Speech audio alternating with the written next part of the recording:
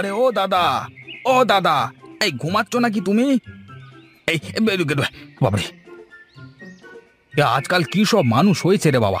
ঘুমের থেকে ডেকে তুলে বলে কিনা ঘুমাচ্ছিলে নাকি, হ্যাঁ? আর দুদিন পরে তো মরা মানুষকেও ডেকে বলবে দাদা মরেছো নাকি। আহাম্মক কাহিকা। আরে না না দাদা, তা আবার হয় নাকি? মরা মানুষকে কি আবার ডেকে তোলা যায় নাকি? হ্যাঁ, তা ঘুম থেকে যেহেতু উঠিয়েই দিলি, দাঁড়িয়ে আছিস কেন? বস, একটু গল্প করি।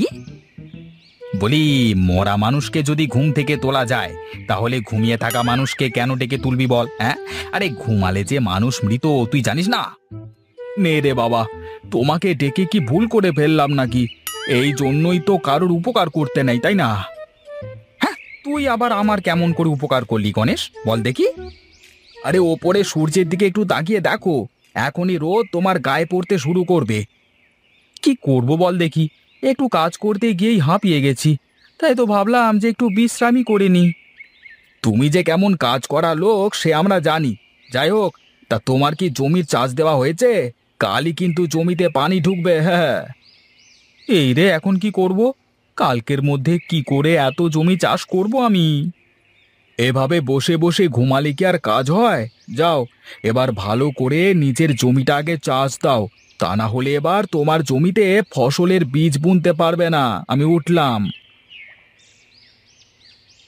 যাই যাই যাই, দেখি, একটু চেষ্টা করে দেখি কি হয়।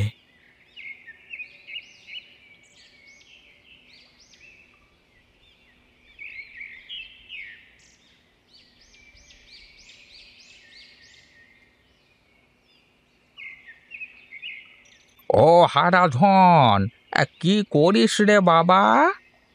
ওহ, একটু যে মন দিয়ে কাজ করব তার কোনো উপায় নেই। কি করছি দেখতে পাচ্ছ না? জমিতে চাষ দিচ্ছি, তাও আবার কোদাল দিয়ে কুপিয়ে গতর খাটিয়ে কাজ করছি। কি কাজ করছিস তা তো নিজের চোখেই দেখতে পাচ্ছি। সারা দিন ধরে এইটুকু কাজ করেছিস মাত্র। বলি, আমার কাজ নিয়ে যদি তোমাদের এতই মাথা ব্যথা থাকে, তাহলে তুমি এসে একটু কাজটা করে দিলি তো হয়, তাই না? বলি, তোর মতো বয়সে কত কি করেছি, কিন্তু তুই যা অলস, তা তোকে দিয়ে কিছুই হবে না। যাই হোক, আমি যে জন্য এসেছি। হ্যাঁ হ্যাঁ, বলে ফেলো, কেন এসেছো? আমার মাথা খেও না দেখি। বলি, এবছর যদি আমার কেরায়া না দিতে পারিস, তাহলে কিন্তু তোর সব জমি আমি লোক দিয়ে দখল করিয়ে নেব। তখন কিন্তু বলতে পারবি না। হ্যাঁ, ঠিক আছে ঠিক আছে, যাও, আমি ঠিক সময় মতো তোমার টাকা দিয়ে আসবো।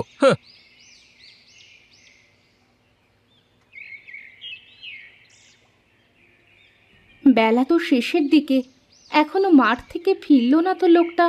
এই গরমের মধ্যে মাঠে সারাদিন কি করলো কে জানে।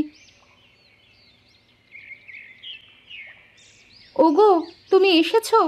আমি আরো ভাবছি যে এখনো এলে না কেন। জমিতে চাষ দেওয়া কি শেষ করে এলে?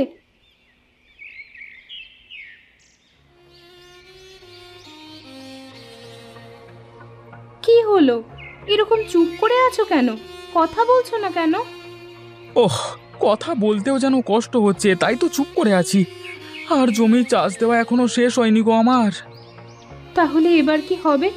সবাই তো প্রতাপ বাবুর থেকে দেখলাম আজ ফসলের বীজ নিয়ে আসলো, তাই আমিও তো নিয়ে এসেছি। আয়, এটা একটা কাজের কাজ করেছো গো। দেখি কদিনে চাষ দেওয়া শেষ করতে পারি দেখি। মানুষ একদিনে করে ফেলে, আর তুমি? তোমার মতো অলস আমি জীবনে দেখিনি। হ্যাঁ, আমি অলস, তাতে তোমার কি? যাও না, যাও, বাপের বাড়িতে চলে যাও। আমার মতো অলসের সাথে তোমাকে সংসার করতে হবে না। এত সময় যে আসলাম, কই এক গ্লাস পানি তো এনে দিতে পারতে, তাই না? তোমার পানি তুমিই ভরে খাও।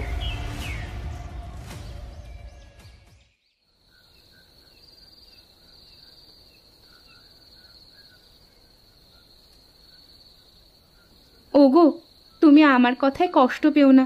আমি জানি চাষ করতে অনেক কষ্ট হয়, কিন্তু মাঠে চাষ করতে হলে তো সবার সাথে তাল মিলিয়েই চাষ করতে হবে। এই যে তোমার জ্ঞান দেওয়া শুরু হয়ে গেল। সরাসরি বলতে না পেরে অন্যভাবে বলে বোঝাচ্ছ যে আমি অলস। তুমি যা অলস সে তো সবাই জানে, কিন্তু তাই বলে কি তুমি অলস হয়ে বসে থাকবে? তোমার কি একটু রাগ হয় না এসব কথা শুনে? আমাকে দিয়ে এসব হবে না গিন্নি। তোমার শরীরে তো শক্তি আছে, তাহলে তুমি পারবে না কেন বলো তো? তোমার তো শুধু কাজ করার মতো ইচ্ছে শক্তি নেই। ইচ্ছে শক্তি তো আছে গিন্নি, কিন্তু কি করব বলো, যখনই কাজে যাই কিছুক্ষণ করবার পর আর করতে ইচ্ছে হয় না। তুমি যদি একটু চেষ্টা করো তাহলে কিন্তু আর আমাদের এসব দিন দেখতে হয় না। আর রোজ রোজ আমার পরের বাড়িতে কাজ করতে যেতেও ভালো লাগে না। বেশ তো যেও না। কে বলেছে তোমাকে কাজে যেতে? আমি বলেছি? আমি কাজে না গেলে তো ঘরে খাবার জুটবে না। তুমি যে কাজের কাজ করো তা করে কি আর পেটের ভাত হয়? ধুত্তেরি, তোমার সাথে কথা বলাটাই পাপ। আমি ঘুমালাম।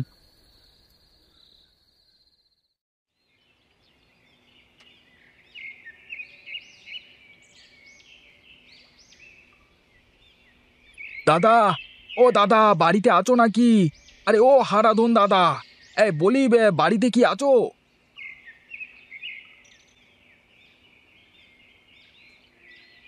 তোমার দাদা তো নাক ডেকে ঘুমাচ্ছে গণেশদা।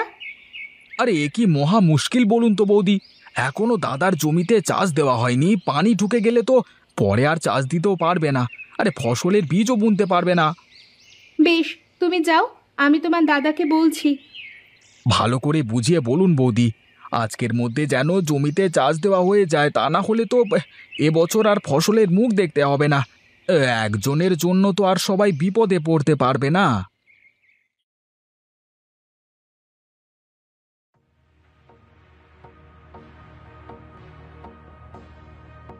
ওগো ওঠো, অনেক বেলা হয়ে গেছে। আর একটু ঘুমাতে দাও না গিন্নি। ঘুমিয়ে না পোষালে তো কিছুই করতে পারবো না সারাদিন। তোমাকে কিন্তু আমি খুব ভালো করে চিনি। সারাদিন পড়ে পড়ে ঘুমালেও তোমার ঘুম পুজবে না। ওঠো তুমি। ওগো গণেশদা এসেছিল, বলল আজকের মধ্যে জমিতে চাষ দিতে না পারলে নাকি এবছর ফসল ফলাতে পারবে না আর। এ আবার কি কথা? একদিনে কি এত জমি চাষ দেওয়া সম্ভব? অত কিছু বুঝি নে বাপু, তুমি যাও, যত তাড়াতাড়ি পারো, যতটুকু পারো ততটুকুই চাষ দিয়ে বীজ বুনে এসো।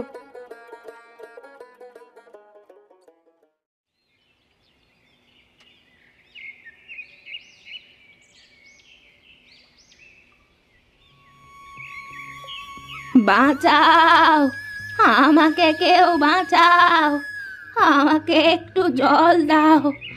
তৃষ্ণায় তৃষ্ণায় বুকটা তো ফেটে গেল। ও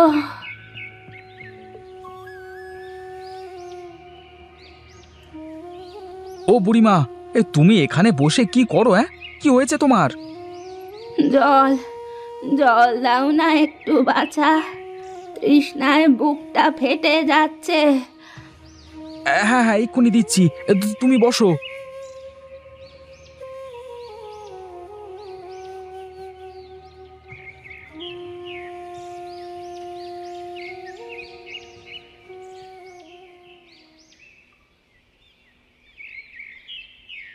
তোমার বাড়ি কোথায় বুড়িমা? চারকুলে আমার কেউ নেই রে বাবা, গ্রামে গ্রামে ভিক্ষা করে খেয়ে বেড়াই। সে কি কথা! চলো চলো, তুমি আমার সাথে আমার বাড়িতে চলো। কোথায় আর যাব রে বাবা, কোথায় নিয়ে যাবি আমাকে? আমার বাড়িতে নিয়ে যাব বুড়িমা। ছোটবেলায় মাকে হারিয়েছি, তাই মায়ের আদর বুঝতে পারিনি। আজকে এক মাকে আমি এভাবে ফেলে রেখে যেতে পারি না।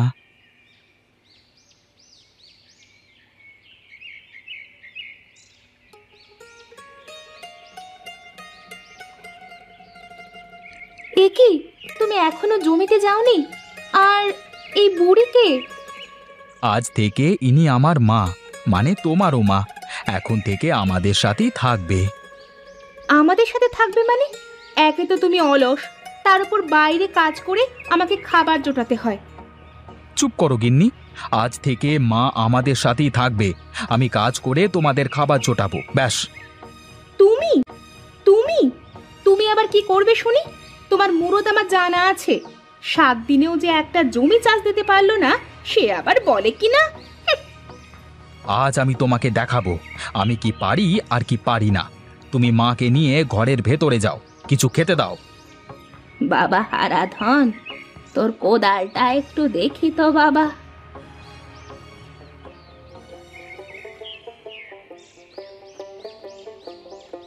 যা বাবা, তুই জমিতে গিয়ে চাষ দিয়ে আয়।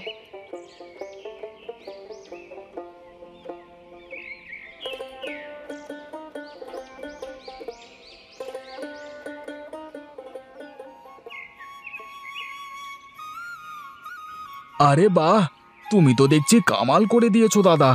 এত কম সময়ে তুমি এত জমি কিভাবে চাষ দিলে?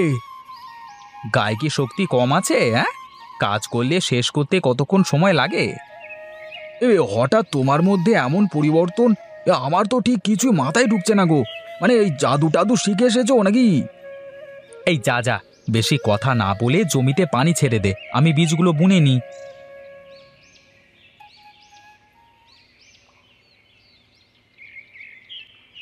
এত জমি চাষ দিয়ে ফেললাম এত কম সময়ে, সত্যি আমারও তো বিশ্বাস হচ্ছে না।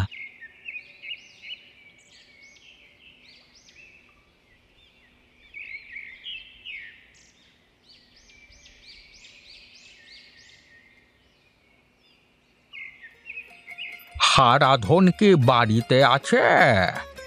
হ্যাঁ কাকা বাবু, ঘরের মধ্যেই আছে।